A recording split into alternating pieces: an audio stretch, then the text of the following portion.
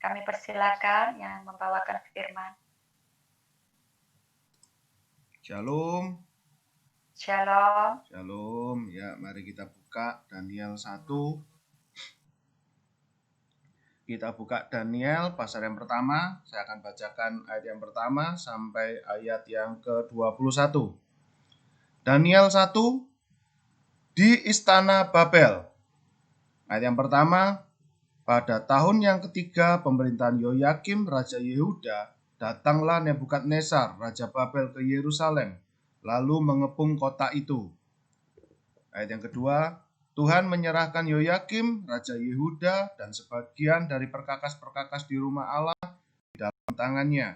Semua itu dibawanya ke tanah Sinear, ke dalam rumah dewanya. Perkakas-perkakas itu dibawanya ke dalam pembendaharaan dewanya.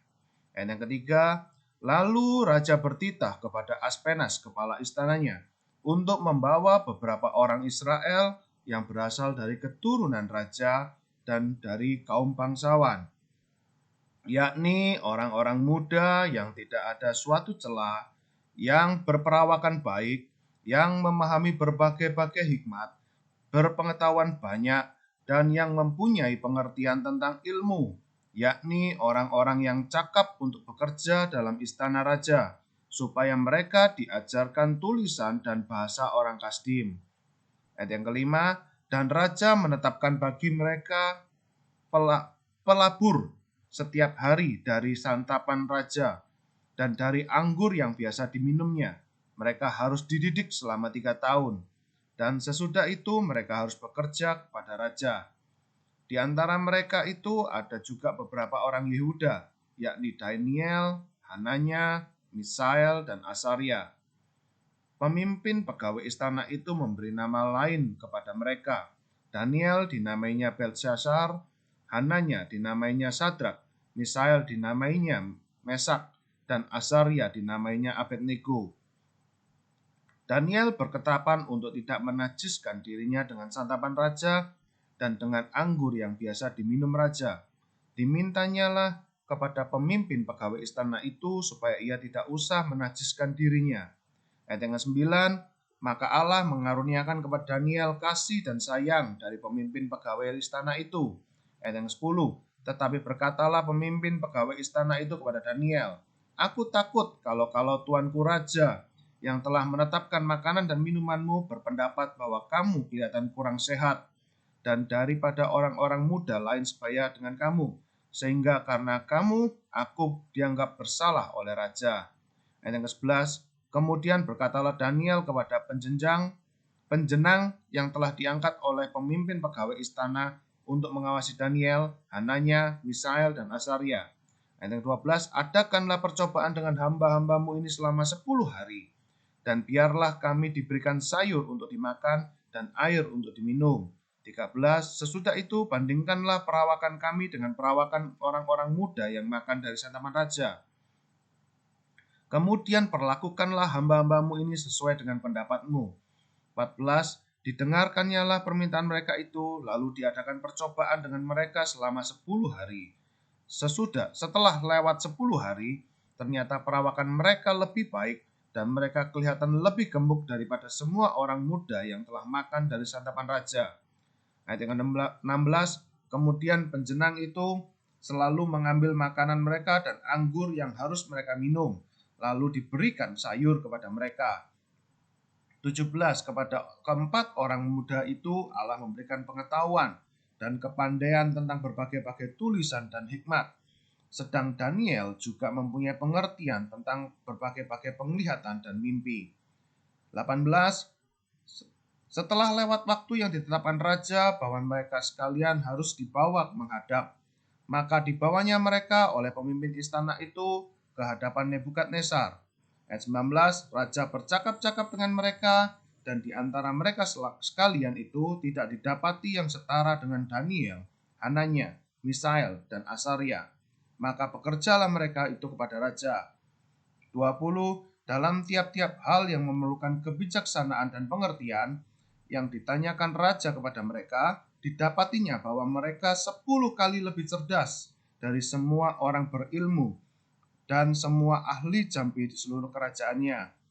Ayat 21, Daniel ada di sana sampai tahun pertama pemerintahan Kores. Amin. Nah, hari ini saya ingin memberi judul tema sharing saya tentang panggilan Tuhan. Nah, kita hari ini belajar dari Daniel, dari Sadrak, Mesak, Abednego, Hananya, Misael, Asaria. Kita belajar dari mereka. Ternyata saya menemukan bahwa panggilan Tuhan berkaitan erat dengan ketiga hal ini. Catat dulu, mungkin nanti kalau tidak nutut waktunya beberapa akan saya skip. Catat dulu, orang-orang pilihan Tuhan berdasarkan tiga hal ini. Yang pertama, orang itu harus sadar diri. Yang pertama, orang itu harus sadar diri. Yang kedua, orang itu kalau mau dipilih Tuhan harus mau asah diri. Mengasah diri. Sadar diri, asah diri. Dan yang ketiga, harus bisa menahan diri. 3 syarat untuk bisa dipilih Tuhan dalam kasus Daniel 1 ini adalah yang pertama harus mau sadar diri, asah diri, menahan diri. Nah, kita bahas satu persatu. Sadar diri. Dalam Daniel 1 ayat yang ketiga. Lalu raja bertitah kepada Aspenas, kepala istananya, untuk membawa beberapa orang Israel yang berasal dari keturunan raja dan dari kaum bangsawan. Nah, untuk yang pertama sadar diri, saya merenungkan begini. Daniel mungkin dari bangsa Israel selain Daniel, selain Hananya, selain Misael, selain Asaria, mungkin masih ada orang bijaksana, masih ada orang yang berpengetahuan luas. Tetapi karena mereka bukan dari keturunan raja dan dari kaum bangsawan, mereka tereliminasi. Coba perhatikan syarat pertama untuk bisa bekerja bersama raja, itu mereka berasal dari keturunan raja dan dari kaum bangsawan. Begini, ternyata keturunan itu membawa dampak besar. Bagi kita yang sudah punya anak kayak saya ini, saya punya anak 2, saya ini harus baik-baik jadi orang tua. Betul enggak? Karena nanti nasib anak saya sedikit banyak tergantung pada saya. Contoh, saya ini bersyukur dilahirkan sebagai cucu dari engkong saya, Ciu Cayam. Dia dapat memberikan sebuah nama baik di kota Jombang,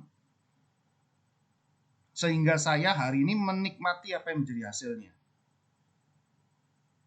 Ternyata nama baik, ternyata karakter yang baik, itu sangat berdampak bukan saja pada anak, tetapi pada cucu juga, dan saya percaya juga pada cicitnya juga.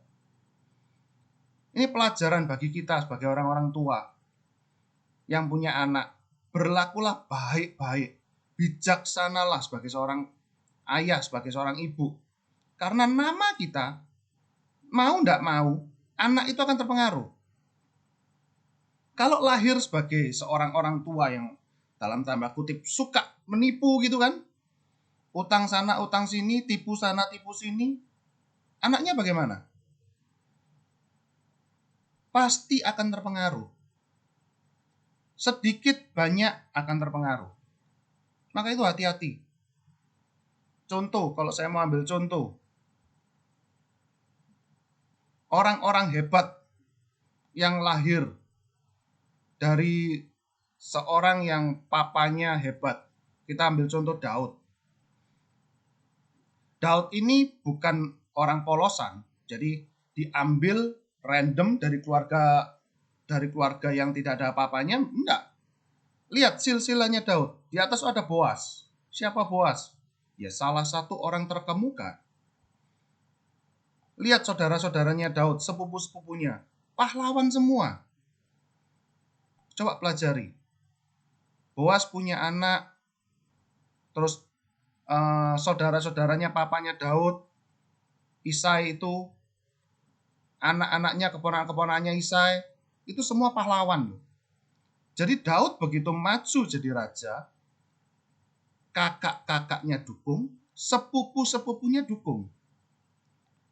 Itu modal bagi Daud. Dari seorang kakek, dari seorang Boas, yang mungkin kita baca, oh Boas itu cuma begini aja gitu ya, karyanya, tapi bagi saya, itu sebagai modal yang besar untuk Daud. Apalagi Salomo. Daud sudah mempersiapkan segitu banyaknya persiapan untuk Salomo menjadi seorang raja yang paling hebat sepanjang zaman. Berkat siapa? Berkat Daud, berkat Isai, berkat Boas. Tapi tentu saja kita tidak bisa menghilangkan elemen Tuhan di dalamnya. Kalau Tuhan tidak pilih, kita juga mau apa, gitu kan? Yang pertama memang fondasi dari segalanya adalah takut akan Tuhan. Itu fondasi dari segalanya.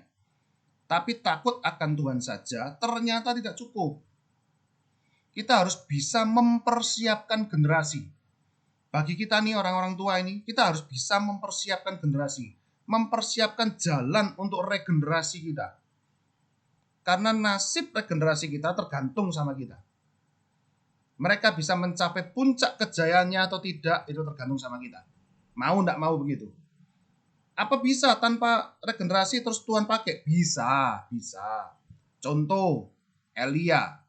Elia tidak dicatat sebagai keturunan atas-atasnya itu sebagai orang hebat, tidak dicatat. Apa iya, apa enggak, saya enggak tahu. Kita semua enggak tahu, karena tidak dicatat.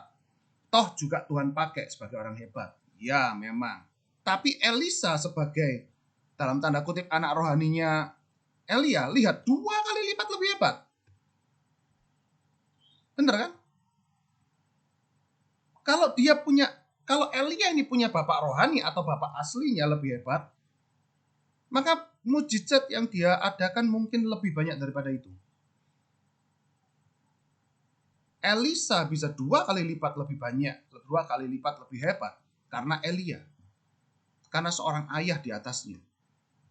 Itu sudah modal yang sangat besar. Coba perhatikan. Waspadai kita sebagai orang tua. Ayo, bawa nama baik, jaga diri baik-baik, perlengkapi diri baik-baik, supaya keturunan kita bisa menjadi orang yang lebih hebat lagi.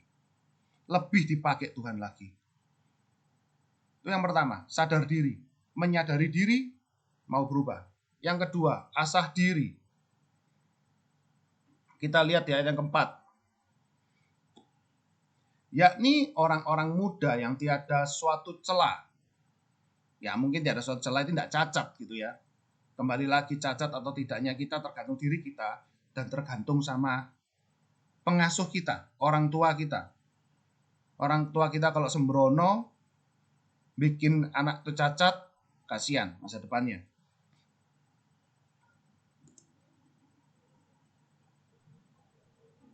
Anak-anak muda yang tidak ada suatu celah, yang berperawakan baik.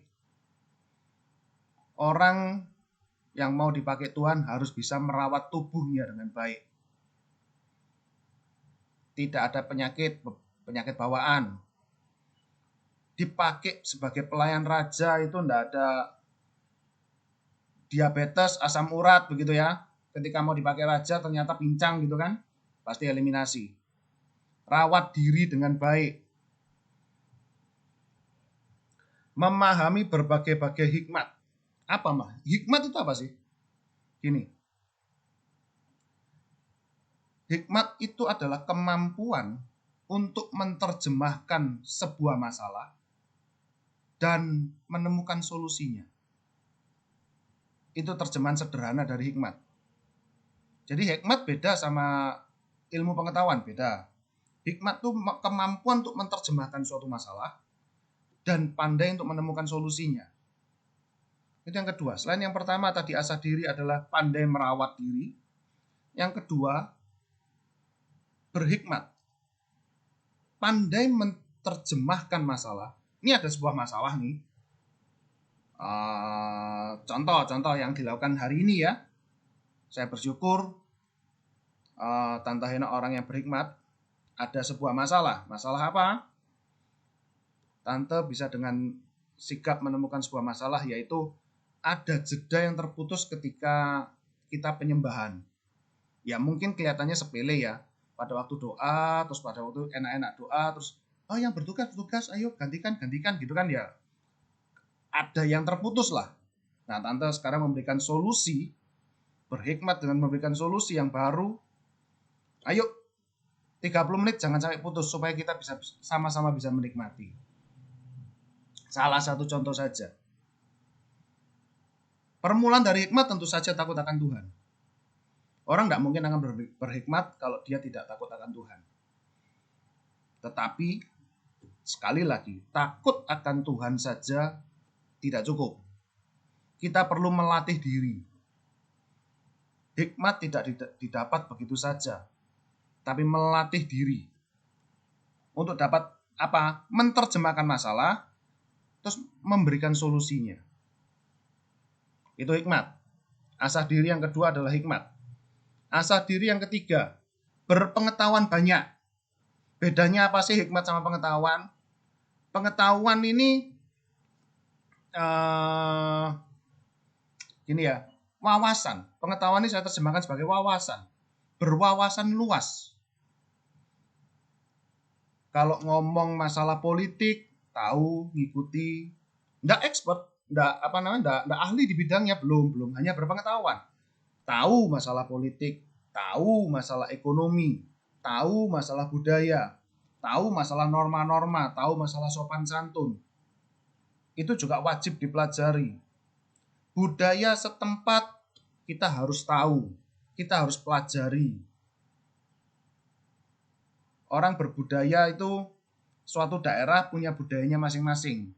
Kalau kita datang ke suatu daerah dan kita melanggar norma-norma budaya, pasti akan dimusuhi. Pelajari itu. Contoh, orang Indonesia itu suka orang yang bersopan santun. Beda sama budaya barat. Luluh gue. Kalau di sini orang lebih suka kenal, nggak kenal, nyapa.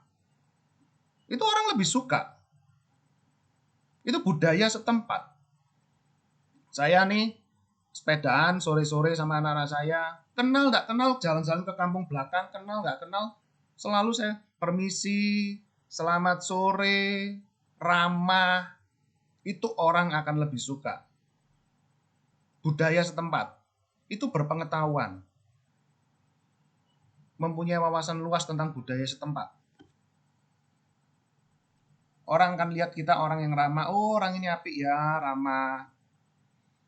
Meskipun tidak dilakukan ya tidak ada masalah, mereka juga nggak akan lempari kita dengan batu gitu kan. Tetapi kalau dilakukan itu akan memberikan kesan baik. Besok mungkin 10 tahun, 20 tahun lagi anak saya akan dikenal. Oh ini loh, anaknya Ivan, orangnya ramah gitu kan. Kembali poin 1 tadi kan, sadar diri. Kita bangun itu. Saya banyak belajar tentang ramah itu pada istri saya. Kenal gak kenal tuh mesti nyapa, senyum. Saya ini sering dimarahi, ya saya belajar. Kenal gak kenal saya sapa. Kenal gak kenal saya senyum. Mungkin. Harusnya saya kenal tapi saya lupa. Ya karena saya rajin nyapa, jadinya Ivan ini sopan ya. Kalau kenal saya ini disapa. Padahal saya gak kenal. Lupa. Kadang-kadang kan begitu. Nyapa, suka nyapa. Itu termasuk berpengetahuan. Tidak hanya sekedar itu saja. Yang lain, kalau ekonomi yang ngerti, politik yang ngerti, berpengetahuan. Lanjut. Daniel 1 ayat 4, berpengetahuan banyak. Mempunyai pengertian tentang ilmu.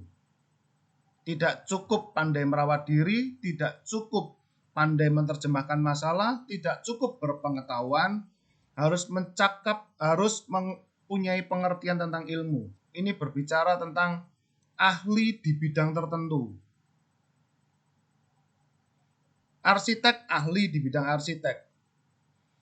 Bangunan ahli di bidang bangunan. Kita harus mempunyai sesuatu hal yang kita ahli di bidangnya.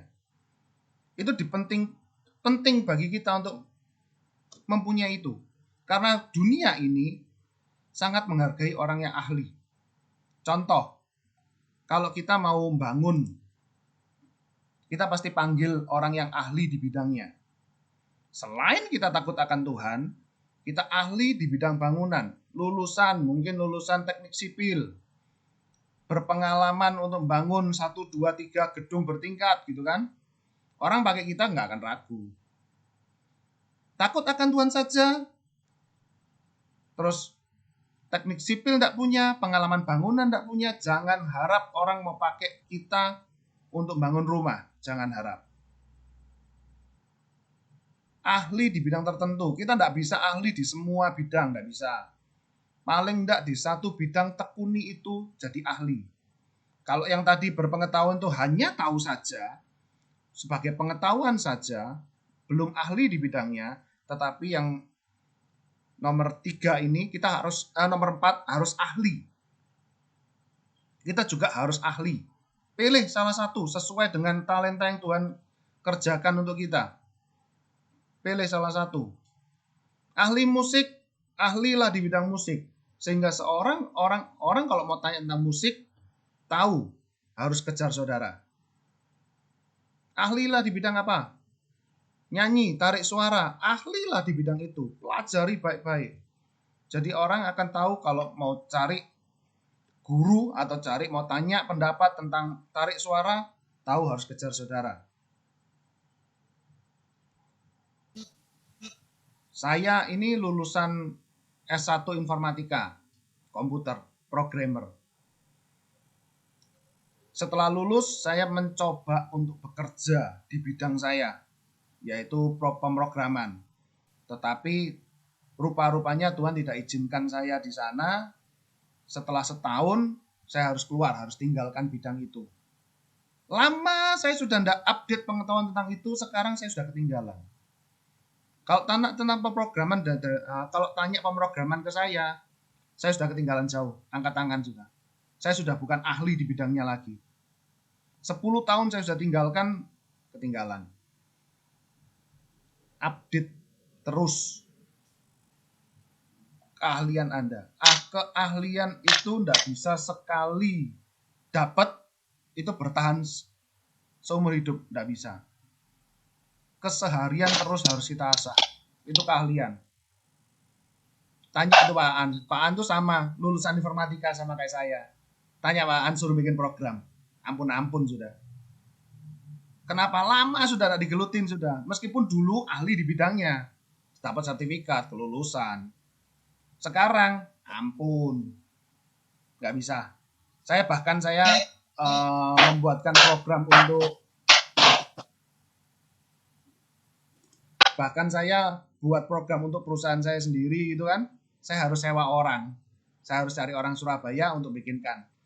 Harusnya saya bisa sendiri, tapi karena sudah lama tidak diasah, kemampuan itu hilang.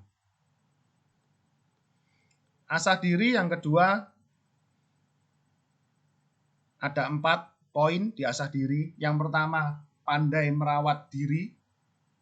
Yang kedua, pandai menerjemahkan masalah dan menemukan solusi untuk masalah tersebut. Yang ketiga, memiliki wawasan luas. Yang keempat, ahli di bidang tertentu.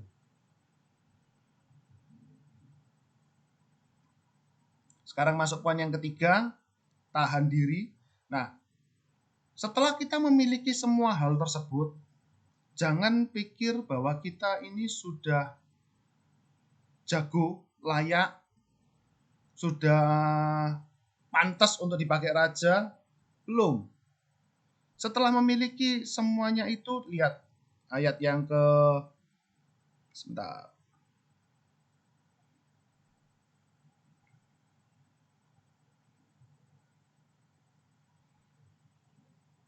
Setelah memiliki hasil, sudah dapat pemilihan, mereka harus dididik lagi selama 3 tahun. Berbicara tentang apa? Ayat kelima ya. Dan raja menetapkan bagi mereka pelabur setiap hari dari santapan raja dan dari anggur yang biasa minumnya. Mereka harus dididik selama 3 tahun. Setelah pandai merawat diri, setelah mengasah diri, masih harus tahan diri. Ingat, segala sesuatu yang kita dapat ini belum ada apa-apanya. Kita masih harus dididik lagi. Kalau dalam kasus ini, Daniel dididik 3 tahun. Meskipun sudah merasa diri, oh saya ini sudah jago ini. Enggak. Harus mau merendahkan diri, mau dididik. Merendahkan diri, mau dididik. Tahan diri yang pertama, harus mau merendahkan diri, rendahkan hati, mau dididik. Nah, setelah itu akan dapat tawaran. Apa tawaran bagi Daniel? Makan makanan raja. Segala sesuatu yang enak-enak, kelihatannya enak-enak akan ditawarkan kepada kita. Terakhir, harus bisa menahan nafsu. Poinnya banyak, semoga mudeng ya, semoga ngerti. Kalau mau dipakai Tuhan, banyak hal yang harus kita lakukan. Yang pertama, kita harus sadar diri. Mungkin kita sekarang ini bukan keturunan orang hebat, mungkin ayo siapkan keturunan yang hebat, yang lebih dari kita, atau kita sekarang sudah, ayo siapkan lagi untuk generasi selanjutnya. Generasi di bawah kita harus lebih hebat dari kita. Dan yang kedua, asah diri baik-baik, pandai merawat penampilan, berlatih untuk menerjemahkan sebuah masalah dan menemukan solusinya, berlatih, memiliki wawasan yang luas, ahli di bidang tertentu, dan terakhir harus bisa menahan diri, rendah hati, mau dididik, dan bisa menahan nafsu. Terima kasih, Tuhan Yesus memberkati. Saya kembalikan pada Bu Gembala.